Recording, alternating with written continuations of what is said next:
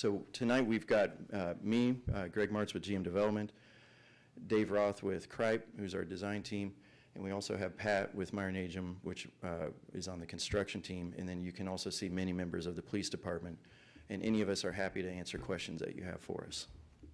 Dave, Greg, can you explain the Sally Port and the port? Yes, the Sally Port would function as a drive-through, and so there would not be any reason why there would ever need to be pulling in and backing out. So it served completely as a drive-through with overhead doors on both sides.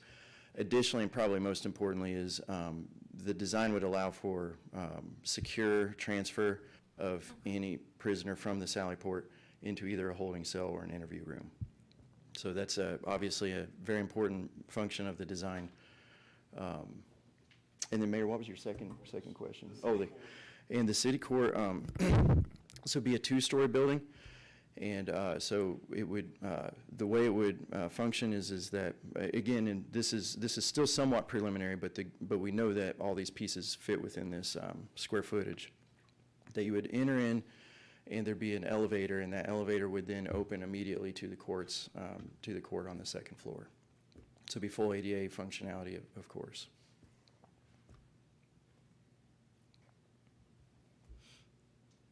And this one is similar to Yorktown, Indiana? Yes, which is this image here. It's actually a project that we had built a couple of years ago, and it ended up that the square footage is the exact same square footage as this. So this will give you a really good feel for about the size, and you can see how that would fit well with your with the size of your downtown blocks. And the only difference being that the Sally Port would come off on this direction. So that drive-through Sally Port would be right here, and you could pull up and pull in and then pull out on the backside.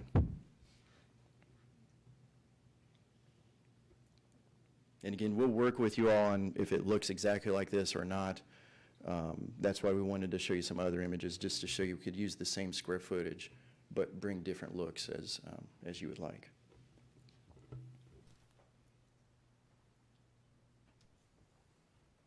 What's the next step after if they approve this evening? So the next step would be we'll provide, if you do approve going forward, we will literally immediately tomorrow start working on finalizing design. We'll work with Chief on finalizing land selection and starting an appraisal process. And the other thing will be scheduling a public hearing for, I believe it's the 19th if I'm remembering right, so that we can present a contract to your contracting board, and that would require a 7-day public notice. So we'll get that notice to you immediately so that can go into the newspaper. And so for us to move forward, we also need approval on the 19th from your contracting board.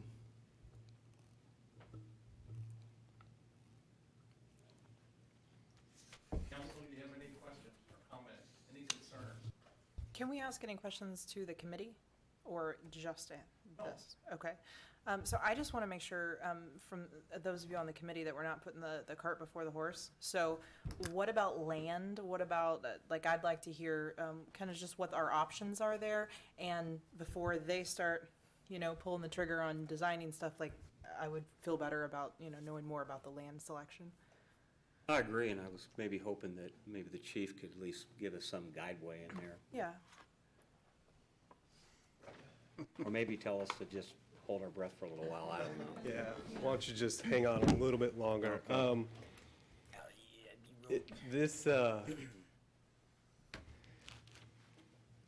It's pretty sensitive with the #1 area, and so I really don't want to go into where that is. I did speak with the appraiser today. I haven't made any, or the city hasn't made any formal offers because we're waiting for the appraisal. I have had the meetings. Unfortunately, the appraiser was out of town for the past few weeks, and so he said that he will contact me again tomorrow with an update on where it is for this main property.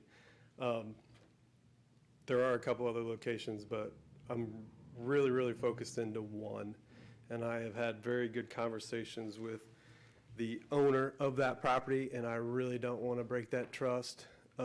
with them. But I really do feel confident with them that we can get a deal done with the main location, and we'll have to work on the others. And to answer her question, just as one of the committee members, knowing the area they're talking about, I personally would like to give them every fair opportunity to make it work. So if they needed a little more time in that area, I think that would be okay. Just me speaking, but Yeah, I'll be honest, one area is out, because that conversation didn't go well, and it's in a totally different part of the city.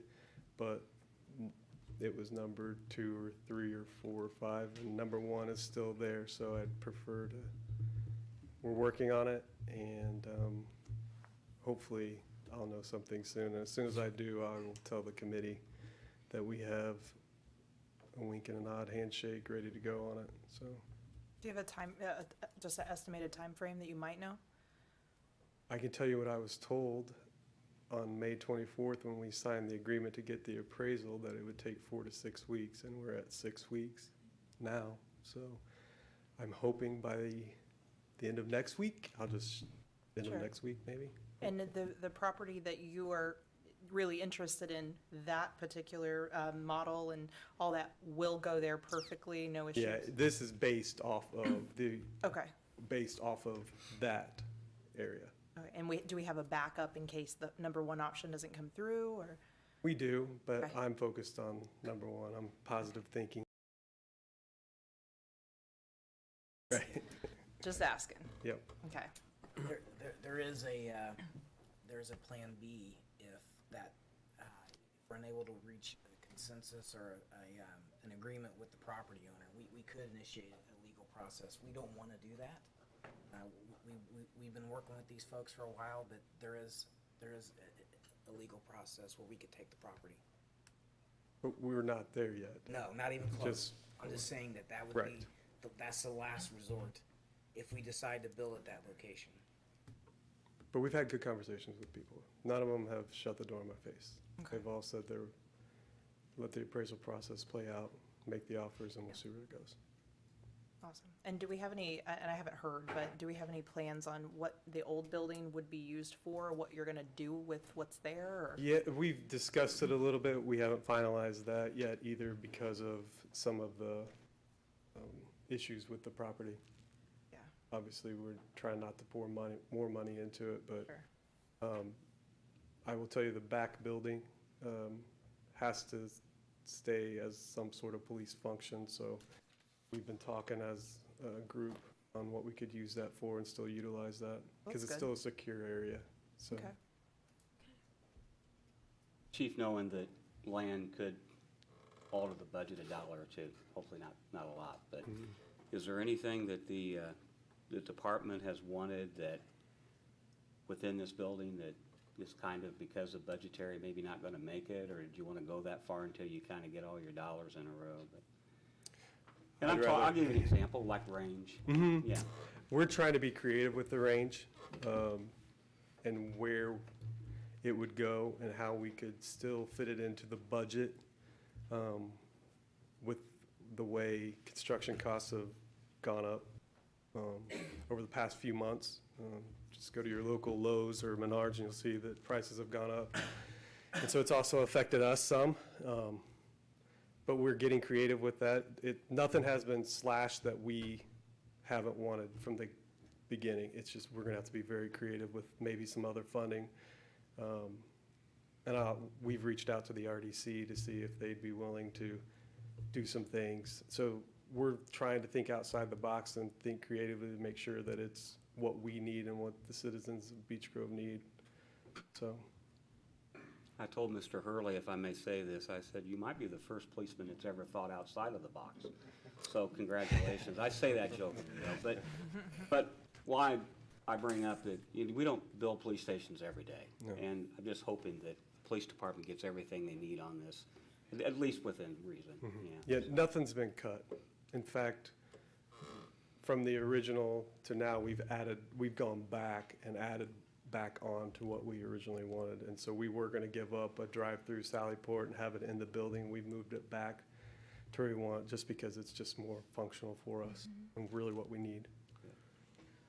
So, and it'll still have the community room upstairs. The courtroom will be a double function, so there's plenty of area and room to grow as much as we can grow as a department, being that we're landlocked as a city, so. I got a question for Greg. Is there any reason, absent anything unforeseen, is there any reason why we can't break ground on this year and get started? No, I think the discussion you just had would be the only one, which would be land acquisition. As long as that goes well, I don't see any reason why construction can't start this year. And assuming that's the case, what's the time to get this built? This would be about so the very first day that dirt is dug, it'll be about 14 months after that. It'll be about the timeline.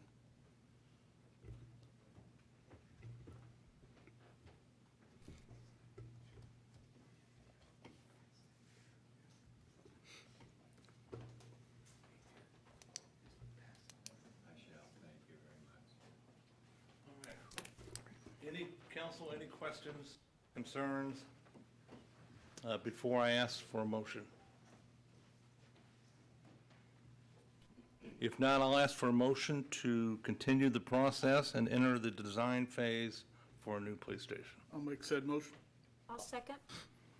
And we'll vote individually, beginning on my far right. Kara? Yes. Yes. Yes. Yes. Yes. Yes. Yes. The vote is 7-0. Thank you. Hey, Jim, I got a real quick question. While we're on the topic of the police department, have you started looking at the budget for 2022 yet, by chance? I know Very, it's- very, very briefly. So we did Okay. our pre-budget worksheet on the Gateway. But once, I'm planning on being on town next week, so we're gonna start meeting in August. All right. So, I know Buddy I- had said something last month about Yes. trying to get police department in line with Correct. IMPD. absolutely, yeah. So that's our We've goal. got some extra money coming in, and Buddy and I really had discussed, I don't see any reason why we can't give these guys a 15 to 18% increase in their pay. Okay. Across the board. Okay. Yeah, I'd be happy to meet. Like I said, we're gonna start that in August. So, in your packet, you received this. It's a budget workshop that AIM is providing for council members. So I know it's during the work week, but if you guys are able to go, I suggest reaching out and getting a hold of that, and signing up for that. I'd like to really take care of our guys. Yeah, absolutely, I agree. I agree with you. Yeah, I appreciate that I know information you Buddy had passed out. something, Buddy. I agree. No, I just wanted to say that there are probably ways to pay for that. One of them would be, we're not going to look at having to match other departments on that. But I also think, too, it would be fair to look at the supporting staff and the courts as well for the police department, and then other civilian throughout the city to make sure that, whether it's in our public works or people who work in our city hall, that we at least give a look at, financially. And I know that the money we're going to get, especially, we're going to talk about it later, it's not a yearly gift, and we realize salaries are, but it could ease some of our financial burden, which might make it possible to try to get them up and also some way help our other employees. I just wanted to Yeah, absolutely. jump on what he was saying. Thank you, Counselor. No one signed up to speak. Excuse me. You have in front of you minutes of the previous meeting dated June 14th, 2021. Floor is open for any questions, comments, or corrections. I'll abstain since I was not at the last meeting. No questions, comments, or corrections. I'll ask for a motion to approve the minutes as presented. I'll make a motion. I'll second. All those in favor signify by saying aye. Aye. Those opposed, the same sign. Thank you, council. Public comments, no one signed up this evening. We'll move to committee reports. Agreement update between IFD and Beech Grove Fire Department. I'll defer to city legal. Craig? Yeah, sure. So I had prepared a proposed interlocal agreement sent to the council for the city of Indianapolis. He sent me some comments back, and then I'm meeting with the chiefs and the mayor tomorrow and the clerk treasurer, and then we're gonna send him our final comments. And it looks like that we have a dispute on maybe one or two issues and a clarification on maybe one or two others, but it looks like this is gonna get done sometime next week. There are some timing issues to this. The Indianapolis Public Safety Committee needs to have this by July 30th, so we'll have a final agreement to them. And because we're in budgetary season, if we're not budgeting for a fire department, that's a big deal. So what we'd want to do is have it in front of the council at the August meeting for approval. Once that's approved, the Indianapolis will go through their committee. It'll go before the full city county council, and just based on count, at least on the Indianapolis side, thinks this is a good idea. So, but timing wise, we got to keep this moving. And again, I think we're going to have a final agreement into place probably sometime mid next week. Okay. And there's going to be no surprises. Everything that was out there in the public as far as, essential terms, those are all in the agreement. There's nothing in there that's going to cause the council any pause. All right, thank you, Craig. The ABC has not convened. The RDC has not convened since our last meeting. The Compliance Division Council, you should have a report in your packet. There's no report from the Greenscape Commission. And the last report this evening is financial. Jim? Yes, sir. Pay their sewer bills in person, online, by phone, mail, or by dropping a payment off in one of the two 24-hour drop boxes. Spring police and fire pension relief payments have been processed and received. The city received $402,549.66 on June 22nd, 2021. The second installment should be received before October 2nd, 2021. Spring property tax disbursements have been received. I included copies of Form 22 with this report for your review. Included in this disbursement was $456,016.38 for the RDC, $86,166.21 for certified sewer fee collections, and $3,115,469. Information on the American Rescue Plan funding continues to be updated almost daily. We will discuss this later this evening about possible uses of the funding and when we should expect to see the first round of funding. As of last week, the state of Indiana has requested funding, which means we are one step closer. The city of Beech Grove will receive $3,372,364.37 for our share. This will be divided into two deposits. The first deposit of $1,686,182.18 will be received 30 to 60 days after the state receives it, with the second installment made 12 months after the first deposit is received. The bank account balances are listed below as of today, July 6, 2021. City Corporation, $4,811,497.19. Utilities, $1,797,078.64. Criminal Investigation Fund, $82,720.79. RDC General, $730,957.54. And the RDC Debt Service, $240,000. Any questions at all, please let me know. Again, I have the Form 22s and the certified lien documentation included in your packet if you have any questions. But I emailed that out to you last week, but there's a hard copy for you. Any questions for the clerk? Jim, I've said it before. I said it the other day when we were reviewing numbers. The balances for this time of the year are extremely good. And that's just a good notion to know. Plus, the maximum levy for next year has been increased by 4.3%, which is tremendous news for us. And then what was the? Yeah, also I know last year we were very concerned about income taxes and how that's going to affect our budgets, but the state saw an increase of 5.85% in incomes for last year, which is very surprising considering You know, everybody thought people weren't working last year, but that is for statewide. It's not necessarily Marion County. That could be different, but we'll find that out again in the next month or so. But no, numbers are looking much better than we had anticipated last year, so that's good to hear, and I'm excited for that. Good job, Jim. Thank you, Jim. No unfinished business from the previous meeting. Tonight, we have a couple items under new business. The first one is General Ordinance Number 5, 2021, is up for approval on first reading. It's a ordinance naming Juneteenth as a federal holiday for the city of Beech Grove and to be inserted in the personnel manual. This time, I'll ask the clerk to read the ordinance into the record on first reading, please. General Ordinance Number 5, 2021.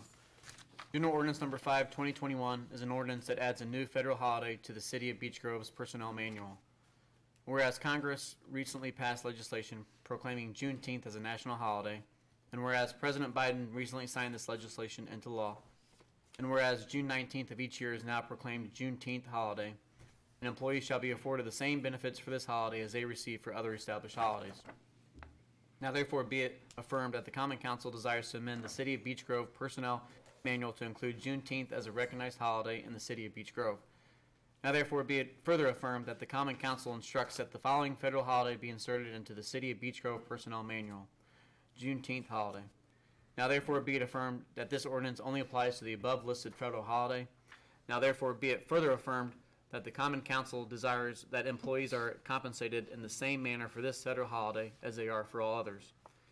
Now therefore be it further affirmed that this ordinance shall go into effect 30 days after passage by the Common Council, signed by the Council President Pro Tem, attested by the Clerk Treasurer, and signed by the Mayor. Thank you, Jim. The floor is open for any questions or comments.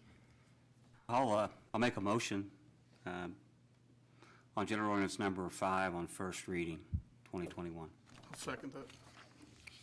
Motion and a second. All those in favor signify by saying aye. Aye. Those opposed, the same sign. Thank you. Tonight, General Ordinance Number 5, 2021 is up for approval on second reading only. This time, I'll ask the clerk to read the ordinance into the record. General Ordinance Number 5, 2021 is an ordinance that adds a new federal holiday to the City of Beech Grove's Personnel Manual. Whereas Congress recently passed legislation proclaiming Juneteenth as a national holiday, and whereas President Biden recently signed this legislation into law, and whereas June 19th of each year is now proclaimed Juneteenth holiday, and employees shall be afforded the same benefits for this holiday as they receive for other established holidays. Now therefore be it affirmed that the Common Council desires to amend the City of Beech Grove Personnel Manual to include Juneteenth as a recognized holiday in the City of Beech Grove. Now therefore be it further affirmed that the Common Council instructs that the following federal holiday be inserted into the City of Beech Grove Personnel Manual. Juneteenth holiday. Now therefore be it affirmed that this ordinance only applies to the above listed federal holiday. Now therefore be it further affirmed that the Common Council desires that employees are compensated in the same manner for this federal holiday as they are all others. Now therefore be it further affirmed that this ordinance shall go into effect 30 days after passage by the Common Council, signed by the Council President Pro Tem, attested by the Clerk Treasurer, and signed by the Mayor. Thank you, Jim. General Ordinance Number 5, 2021 is up for approval on second reading only. This time, I'll entertain a motion. I'll make said motion. I'll second it. Motion and a second. All those in favor signify by saying aye. Aye. Those opposed, the same sign. Thank you, council. We will hear this on third and final reading at the August meeting. The second item for new business concerns the American Rescue Plan. And there are 3 items on there that I ask that the council give consideration to when they are developing their plan on how to invest the funds. The first one is the Hornet Park Community Center parking lot. And in your packet, you should have something that looks similar to this. If you go to the second to the last page, you'll see the parking lot. This increases the parking from 95 spots to 114. But the reason that this project needs to be done, it needs to completely come out, and the drainage has to be corrected.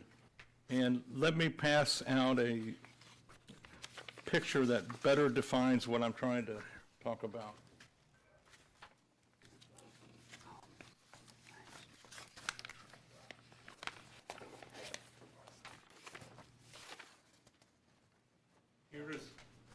Here's the community center parking lot, and if you can look at it, you see the swale that goes completely through it.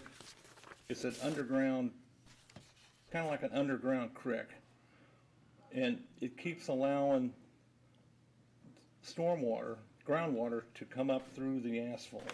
So in order to fix it correctly, we have to take this entirely out and regrade it and move the water to a different location, the direction of the water. So that's the big reason to do this project.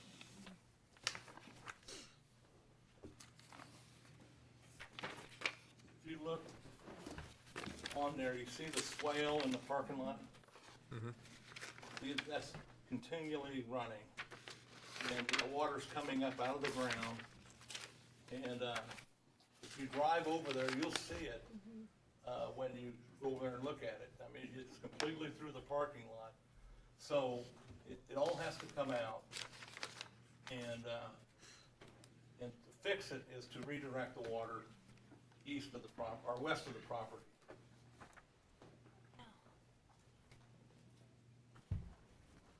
If you look over here, you see here's the parking lot. When you pull in, it's really bad. You see the swale that goes completely through it. The only way to fix it is to take it out and regrade it and push the water this way to the ravine right through here.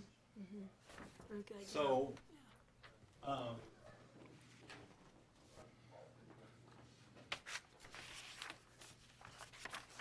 so what I would ask that you consider, council, is to invest $250,000 this year in '21, and again $250,000 in '22, for a total of $500,000 to put towards this project in 2022.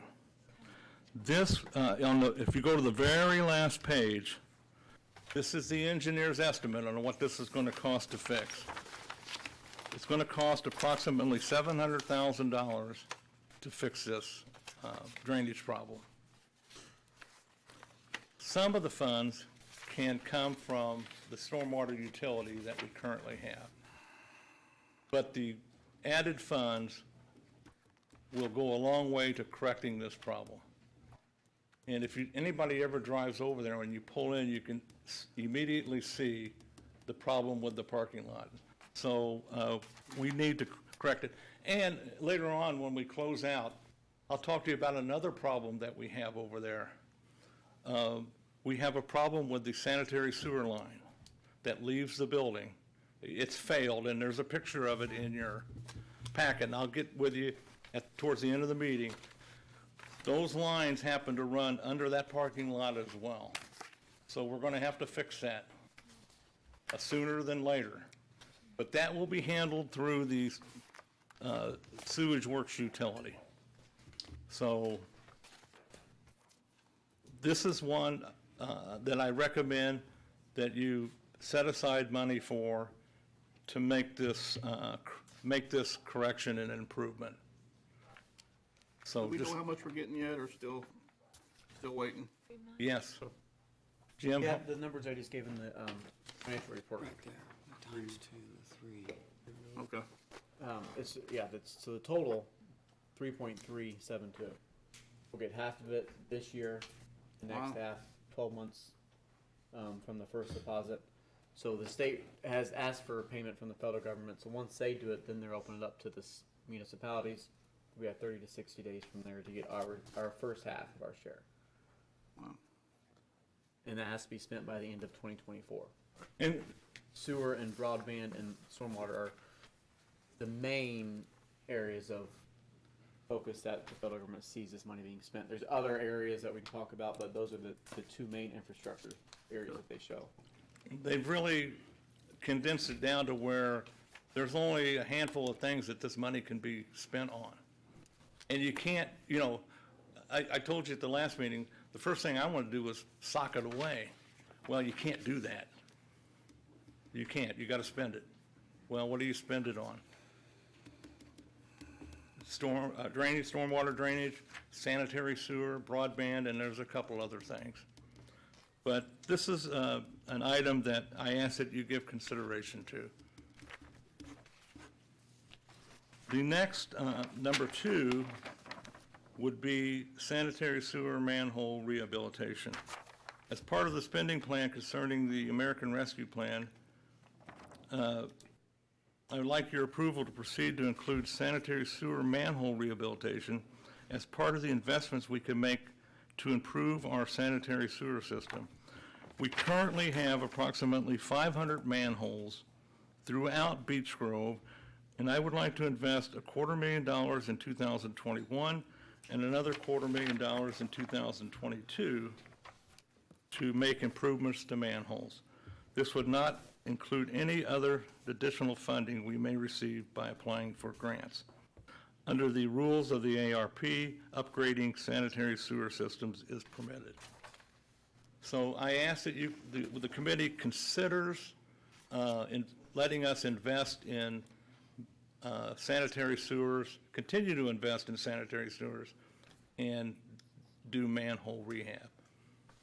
This will, if this happens, we will probably be able to rehab between 30 and 35% of our manholes. That is substantial. Any thoughts? Do we know, is there any numbers on how much this is going to save us on our treatment of rainwater that gets in the sewer line? No. Yeah, I know, Bobby, you've asked that before. I don't know. I can't tell. I don't know. I can ask DPW and them. I hope it saves us a lot, but I don't know. I don't know. Okay. And I know, have we officially got the Ochre grant money yet, or are we still waiting to receive that for the sewer system? No, I was going to talk about that towards the end of the meeting, how that works, and that's a really good question. Miller Pipeline is the contractor that's doing the lining. The project has started. When they get to a certain point, they invoice the city of Beech Grove. Then we send that invoice to our consultant, and then they turn it into Okra for payment. Is that right, Jim? Correct. Okay. But I was going to wait till the end, but the project started. It started a little before July 1st. They're doing some televising and cleaning. One of their biggest concerns was there's a 24-inch pipe, sewer pipe, that runs directly under Central Elementary. It's in bad shape, and they wanted to clean it, televise it, and then put in the concrete in-place pipe. That way, that will sustain that pipe for many years to come. So, and they wanted to do it while school was out. Right. So they're down there working now, so that was the first spot on and they think they'll be done by November. Okay. I remember when I had my meetings with Brad when I first took office, that the neighborhood over by Sarah Bolton is the highest flow meter reading when it comes to heavy rainfall.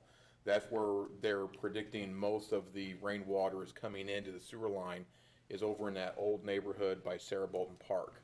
Are there any plans that you know of where we're going to do any sewer rehab where we're getting the most infiltration of rainwater Yes. into the sewer line? There's a map back there, and on the map, the lines that are painted red, that's where we're doing the work. And a lot of that is in your district, Bobby, and District 1, the oldest and most vulnerable part of the system on the north side of Beech Grove. Okay. Yes. So I just want the committee to consider making that investment. And anything that we can do to improve the system, it would be greatly appreciated. The good things we mentioned last time about those two aspects is there are grants available out there that we're gonna look into applying for, which might double our money and double our investment in those areas as well. So I know that's something that might come up in the next year that will hopefully increase those numbers. And if I remember correctly, also, I know the RDC was talking about possibly spending some money on manhole rehabs for the city. If we decide to go this route, would the RDC then look at their needs and possibly move that money towards another project in the city? I haven't talked to them about manholes and sewers. We'd have to ask them. And that wouldn't happen again until August. They don't meet again until August. Okay. Mayor, if this is a proper time to talk about something that I have in mind as far as the rescue money, I just want to make sure that we're secure for all these cybersecurity attacks. I just want to make sure that we really look at our website to make sure that we are secure and we're not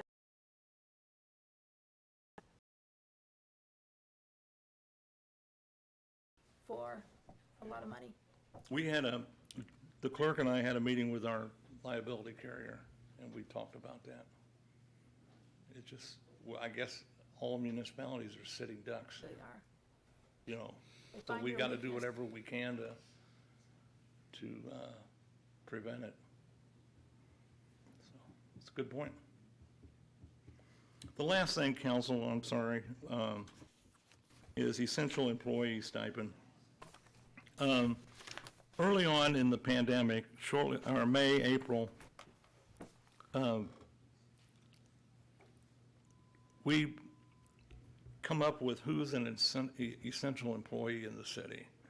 Well, all of our employees are essential and important, but there's a group that are essential.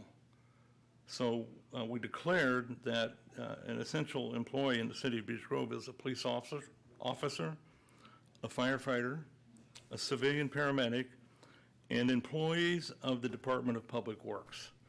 Those category of employees were deemed essential employees because, number one, what they do for a living, and number two is they couldn't stay home from work. They had to work, come to work. And the Department of Public Works, not only did they continue to work on sewers, which was had a strong component of the COVID virus, they also picked up trash every day. And COVID was very prevalent in trash pickup. So you talk about employees, every one of these employees mentioned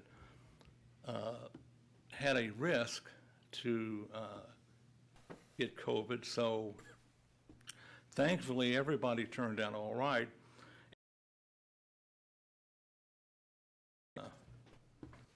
Bad word, not the proper word, but there's another preferred or preferential, or some cities use those terms, but a lot of the cities around here are, as part of this American Rescue Plan, are giving essential employees a premium or a stipend. Now, you can do it, if you want to do it, you certainly can. You have the authority to do that. Kevin, Councilor Day and Councilor Templin brought it up. You can set whatever amount you want, and you can do it this year in 21, and you can do it again in 22 if you want. So tonight, I'm just making this recommendation to the committee. As part of the American Rescue Plan, I would like to recommend that you place in your plan a $2,500 stipend to all full-time employees listed above who were employed by the city on March the 8th, 2020, and are still employed. These professionals worked incredibly hard under very difficult circumstances and deserve acknowledgement and compensation. So this payment also falls within the guidelines for an eligible payment under the ARP. So I would ask that you give that consideration as well. They come to work every day. We didn't. I stayed home most of the time. But they, you know how it is. I mean, they deserve it. So that's all I have, Council. Any questions? I have a question. As far as the senior center for this bonusing or stipend, now did they continue to transport people to and from doctor's appointments? And then I think they even reached out into the county and were available to take people to get vaccinations as well. They did, but That's a little, I just bringing it up. yeah, they did. And Horner Park was the same way with food insecurity. Sure. But the thing that we have to be careful of is the rules of the ARP says essential Okay, sure. employees. I can read something real quick. So one of the frequently asked questions for the ARP money is, what criteria should recipients use in identifying essential workers to receive premium pay? Essential workers are those in critical infrastructure sectors who regularly perform in-person work, interact with others at work, or physically handle items handled by others. Critical infrastructure sectors include healthcare, education, childcare, transportation, sanitation, grocery, food production, public health and safety, among others, as provided in the interim final rule. Governments receiving fiscal recovery funds have the discretion to add additional sectors to this list, so long as the sectors are considered critical to protect the health and well-being of residents. So one of the things that we're finding is that some of these areas are very gray and they're changing the rules almost daily. So it might be something that we could add if we see fit to fit those in the plan. But again, and I think they have like another month to finalize all the rules of this money. Once that comes, then we can make that decision as well to see if there's other people that we can include. Because, yeah, there are a lot of people who never stopped working outside of those other departments. That's all I have. Mayor, do we have a number on how many employees were deemed essential? Yes, we have 101 full-time employees. And I think all of them are essential with the exception of maybe 20, Jim? Around there, I would say, Somewhere in there. yeah, I would say probably about 85 or so, maybe 80 to 85 people who would fall underneath those categories there. Okay. Thank you. That concludes new business council comments. I'll start with Councilor Temple. I want to thank the Promoters Club for them and all the organizations that try to make Beech Grove a little bit better. Excuse me. Every time they do well, then other organizations do is the same. And growing up in this city, the Promoters Club's been around a long time, so I just kind of wanted to give them an extra shout out and appreciate what they do for the community. That night, like going back to the fireworks, police and fire, they certainly put in their fair share in it, and of course our public works as well. One of the complaints, Mayor, I wanted to bring up that, and I know here it's not going to do much good because everybody that went to the fireworks now watching this, but there were church lots and various other places that left their lots open, and they were just left really in bad condition, and that's a shame. So I don't know if there's some way we can try to get some kind of a message out or do something to help in the future. I did also want to just add, because we've covered everything else, that some of this I've been thinking of lately is trying to maybe look at some kind of additional insurance, maybe injury or illness to our city employees. Maybe in the future that could be supplemental to help in case there's a problem. With that, I just want to thank the police department for their hard work on this new police department. Thank you. I just want to thank everybody for coming. Welcome to Councilor Matkins. Absolutely. You'll do well. Thank you. So, That's it. Thank you, everyone, for coming. I understand the Little League had a good year. Hopefully it'll continue. Fireworks were great, and appreciate the police being down in the park. I let my grandson go down there, and I was a little worried, but there's more than enough police, and Mayor was even down there. So he did well. Yeah. He's come out You now. didn't see him, did you? He's come out now that the COVID's went down. He decided to go with a girl, which kind of worried us. That's all I got. Real quick, Mayor, do we have an update on the Franciscan Trail? I've had some citizens reach out to me about the lack of progress on the trail, and are they behind schedule? Do we have a possibly estimated timeline of finishing it? The Franciscan Trail, they are working on it. It just depends on where they're at. It's a 2.2-mile trail. You're probably talking about Carrington. The project is an NDOT project. So NDOT hires the contractor. So when NDOT signs an agreement with the contractor, they have so many days or months to finish it. So all of these contractors, it doesn't matter who the contractor is. In this case, it's Morphe Construction. Morphe probably has 5 or 6 big construction jobs going on at the same time. One of them is Delaware Street by the city-county building. So what happens is, Morphe knows what their drop-dead date is. If they don't meet that drop-dead date, they get fined every single day, and it's a lot of money. They know that. So what they'll do is they'll work, they'll pull people off to another job, they'll work, they'll pull people off to another job. It's frustrating because a lot of times people think there's nothing going on here. It is what it is, you know. But there is things going on. And they were out this afternoon again pumping water. So anyway, they'll be back, and they know that timeline at the end of the year. And if they don't meet that timeline, 2 things happen. NDOT finds them every day, and NDOT may take away their certification to bid on NDOT projects. So they know. And it doesn't matter who the contractor is. It doesn't matter. They'll work different jobs. Okay. So, yes, it's a good question. Now is that staying within budget? I mean, is there a possibility they could go over budget on this?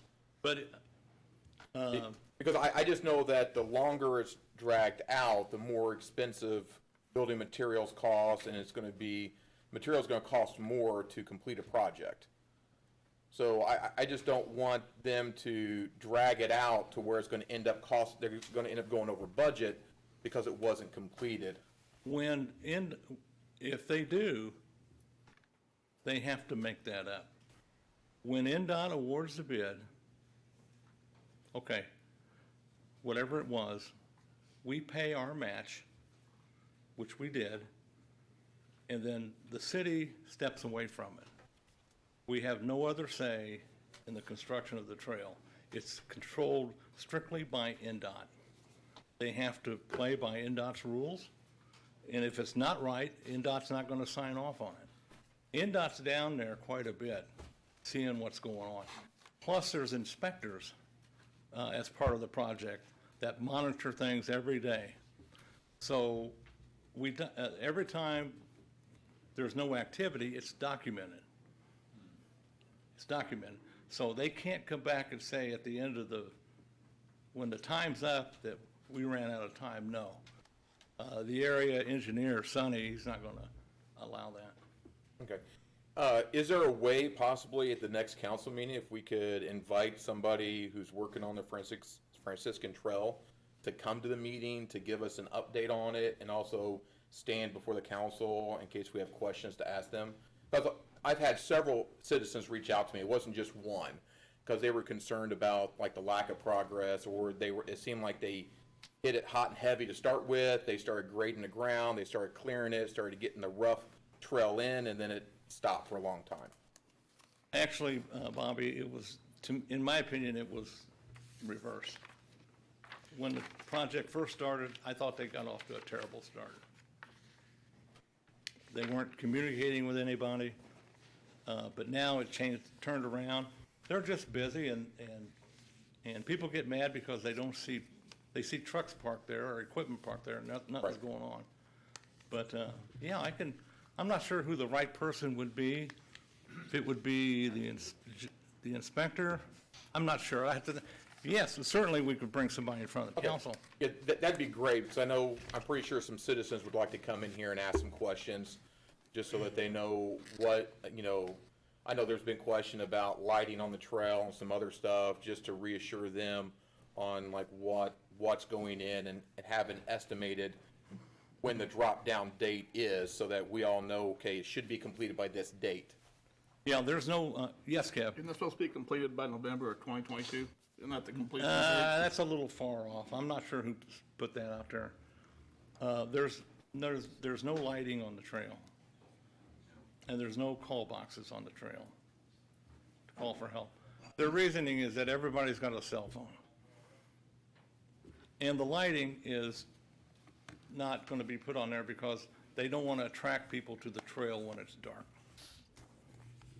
So, I've gotten a lot of questions, emails, and Facebook as well about updates. So there is a page on the website that had Yeah, I the saw weekly that. updates, and there was a time there that they weren't submitting weekly updates. So I talked to Mary, and he got them, and so they are submitting updates there too. So it shows the amount of money that's been spent to date, days on, the percentage that it's completed, and then hopefully pictures as well. So again, it's good information out there. Some pictures that you might not see just driving around out there. and you can walk it. You can walk the trail. I walk it all the time. Okay. We also get a report from the inspector giving us periodic updates and telling us where they are. And right now, it's on schedule. And I assume you're talking about a person who got on social media over the weekend and spouted off about things that he has no personal knowledge of. And I hope that's not the case, but things are going well. And if they weren't, we'd be all over them. Trust me. Okay. I'd also like to thank Ryan. Thank you for stepping up. Thank you for being here.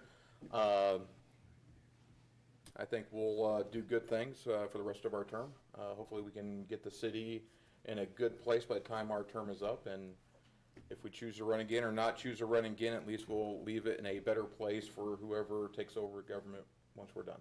Absolutely. That's it. Thank you. I just want to thank everybody in the audience for attending. Congratulations, Mr. Matkins. Welcome to the council. And as Councilman Ferguson said, I think the relief of knowing where we are in the city is just so much better than the thought last year. So let's just work together as a team and really move things forward. Ryan? Yep, appreciate everybody welcoming me here, and, yeah, information overload, of course. I look forward to, being able to help out and, like Bobby was saying, leave the shape of the city in a lot better, shape than what we received it. Good. Good. Okay. So welcome. I'm excited to have you and get to know you. I also would like to bring everyone's attention to the beautiful young lady in the back of the room, Miss Ellie Ferguson. Our daughter decided that she wanted to see her first council meeting. And as a 12-year-old girl, we were like, whoa, really cool. Because, kids normally aren't excited about government and things like that as, we would like to see. So I'm just really proud that she wanted to get off of her computer and her phone and take a little bit of her summer break to come learn about what we do. So Absolutely. that's all I got. And finally, council, you should have one of these in your packet. This was taken from a sewer line behind 403 Main Street. I'm not sure how old that is, but I bet you it's older than me. And the second picture, the orange one, it's got the black circle around it. That is the sewer line leading, going out of Horner Park that's collapsed. So as soon as the engineers get done, we'll be replacing that line. So Yeah, that's the Circle Park, that's where it's failed and come apart. And real quick, sir, I forgot, in the financial report, I did put the 2 last citizens bills on your financial report. You guys. Can you go- review. Yeah. So I have to keep asking for these bills. I'm not sure why we're not getting them, so I just realized we still haven't gotten billed for May or June, so they're in your packet. For May, the invoice was $70,667.85. That is an increase at the higher rate of $12,122.62. And then again, for June, that bill was $113,502.33. That is an increase at the higher rate of $19,470.61. So I forgot to say that earlier. My apologies. Thank you, Jim. That concludes our meeting tonight. Motion to adjourn. I'll make some motion. I'll second, go ahead. The meeting is adjourned. Thank you, council. Second.